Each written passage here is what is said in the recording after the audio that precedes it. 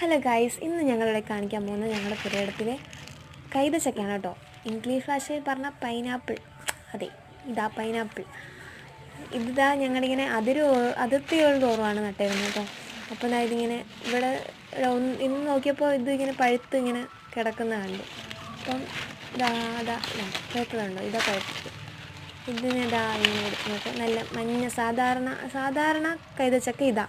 നമുക്ക് കടയിലൊക്കെ പെട്ടെന്ന് അവൈലബിൾ ആയിട്ടുള്ളത് ഇതാണ്.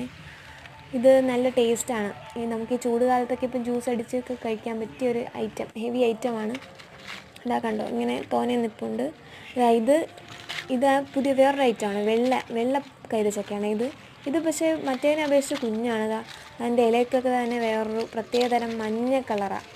നല്ല രസമാണ് കാണാൻ. അതുപോലെ ഇതൊരു വെറൈറ്റിയാണ്. ഇതെന്ന് പറയുമ്പോൾ ഉണ്ട കൈതച്ചക്ക എന്ന് പറയും ഞങ്ങളൊക്കെ കേട്ടോ. ഇതിൻ്റെ ഇലയൊക്കെ ഭയങ്കര സ്മൂത്താണ്. ഇതിനങ്ങനെ മുള്ളൊന്നുമില്ല മറ്റുള്ള കൈതച്ചക്ക കണക്ക്. നല്ല ഇതാ ഞങ്ങൾക്ക് കിട്ടിയിട്ടുള്ളത് കേട്ടോ. ഇന്ന് ഈ ഒരു കൈതച്ചക്ക കൊണ്ടിന്ന് ഞങ്ങൾ ജ്യൂസ് അടിക്കുകയോ അല്ലാണ്ട് മറ്റേ ഉപ്പും മുളക് പൊടിയൊക്കെ ചേർത്ത് അരിഞ്ഞിട്ട് നല്ല ടേസ്റ്റായിട്ടും കഴിക്കാൻ പറ്റിയൊരു ഐറ്റമാണ് കേട്ടോ. ഹെവി ഐറ്റമാണ്. ഈ ചൂടുകാലത്തൊക്കെ നല്ല ഒരു സൂപ്പർ ഐറ്റമാണെന്ന് വേണമെങ്കിൽ പറയാം. ഇതാ കൈതച്ചക്ക നല്ല ഭംഗിയിലേക്കാണ്.